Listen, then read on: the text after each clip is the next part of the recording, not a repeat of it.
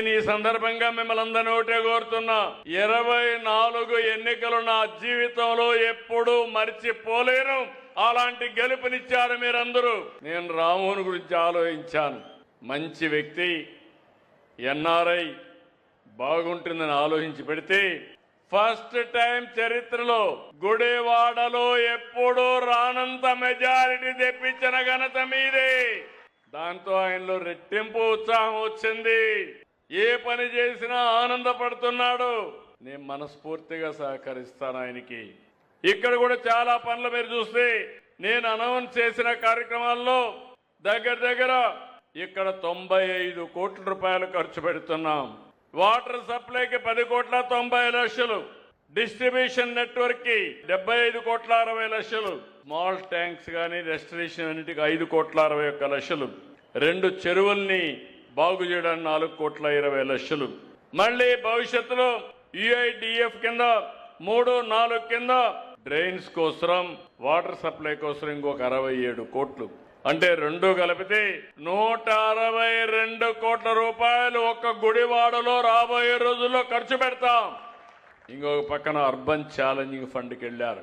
అందులో వచ్చే డబ్బులు అదనంగా వస్తాయి. దాతల ముందుకు రావాలి.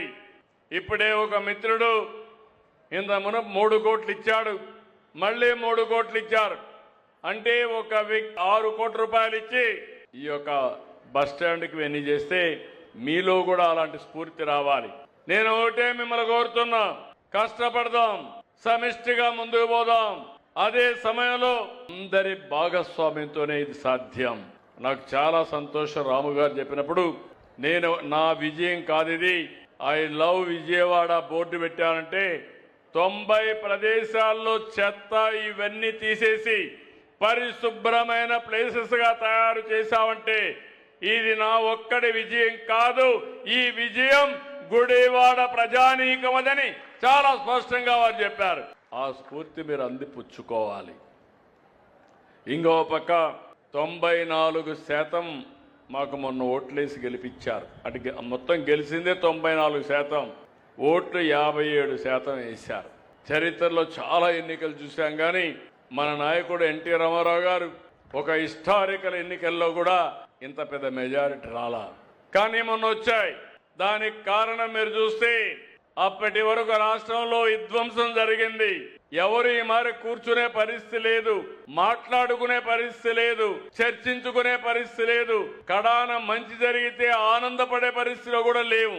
అందుకే అందరూ కూడా ఫ్రస్ట్రేషన్ లో ఓటేశారు. ఈ రోజు నేను చూస్తున్నాను, ఒక పాజిటివ్ మూడ్ క్రియేట్ చేశాం. ఈ రోజు మీ అందరికి హామీ ఇచ్చేది, మీరు నాకు సహకరించాల్సింది. నేను ప్రభుత్వాన్ని ముందుకు తీసుకుపోగలుగుతున్నాం. సంక్షేమం, అభివృద్ధి, సుపరిపాలన, ఈ 3తో ముందుకు పోతున్నాం.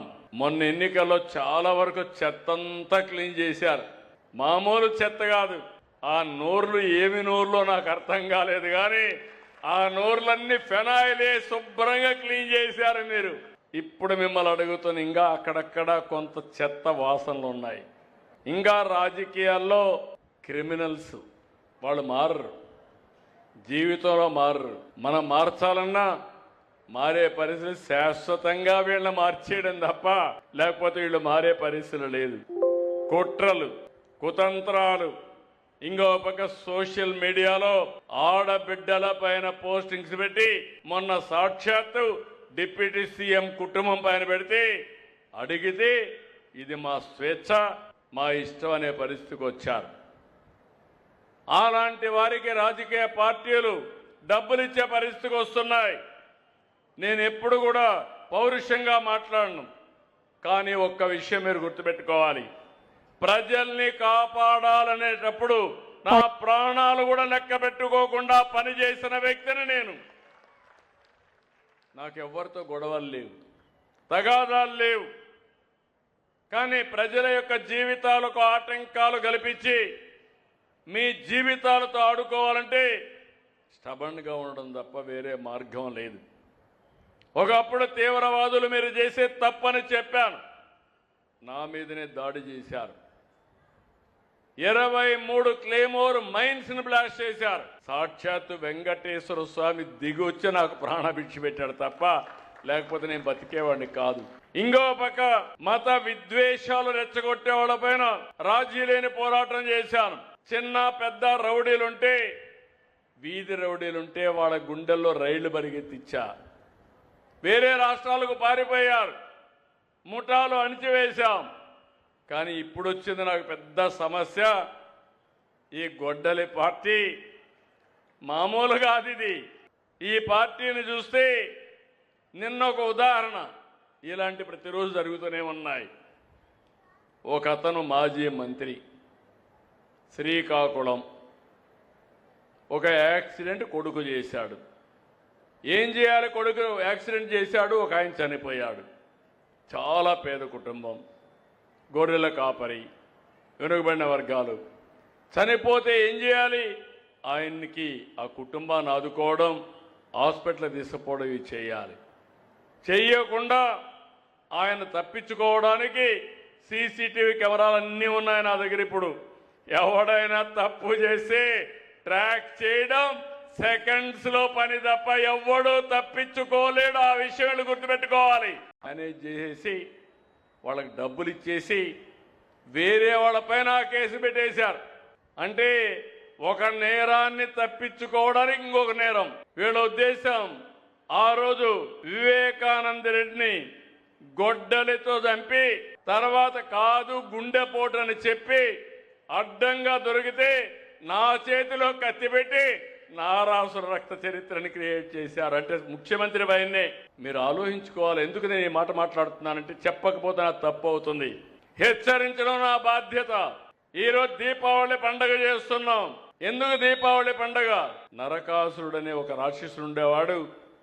అతన్ని చంపిన తర్వాత దీపావళి పండగ చేసుకుని ఇలాంటి దుర్మార్గులు ఉండకూడదని ఒక మెసేజ్ కోసం చేసుకుంటున్నాం. కొంతమంది అంటున్నారు మీరు మాట్లాడద్దండి. నేను మాట్లాడను. మళ్ళా మీరు వచ్చి రఫరఫా అంటా వస్తే మీరు కూడా ఏమారిపోతే అది నిజంగానే రఫరఫాలు ఆడిస్తారు. మొన్న చేశారు, మీరు చూశారు. ఎంత ధైర్యం ఉండాలని అడుగుతున్నా.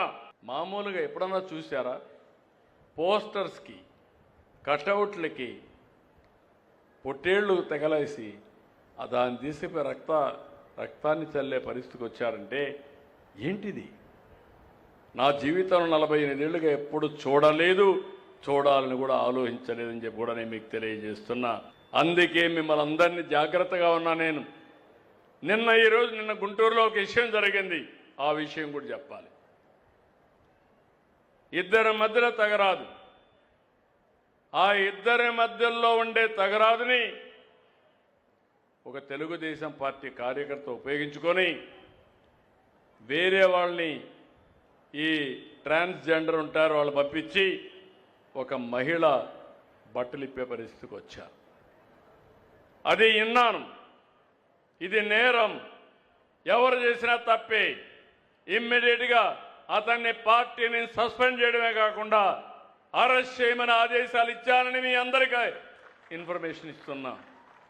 అక్కడుండే ఆఫీసర్లు కూడా ఉదాసీనంగా ప్రవర్తించారు. వాళ్ళు కూడా ట్రాన్స్ఫర్ చేయమన్నా.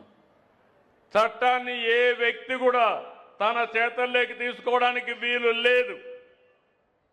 అది నావాడైనా పరవాయుడినా ఎవరైనా ఒకటే. ఈ విషయాన్ని గుర్తుపెట్టుకోవాల్సిన అవసరం ఉంది. నేను ఇవి చేస్తే మీరు చేసిన తప్పంటే నా మీద విరుచుకుపడతారా? అది జరగనీయం. Law and order కాపాడుతాం. మా ఆడబిడ్డల మానానికి శీలానికి రక్షణగా ఉంటా. ఇప్పుడే హామీ ఇస్తున్నా, ఎవడైనా ఇలాంటి తప్పుడు పనులు చేస్తే ఎవడిని వదిలిపెట్టనని మరొకసారి మీ అందరికీ విజ్ఞప్తి చేస్తున్నా.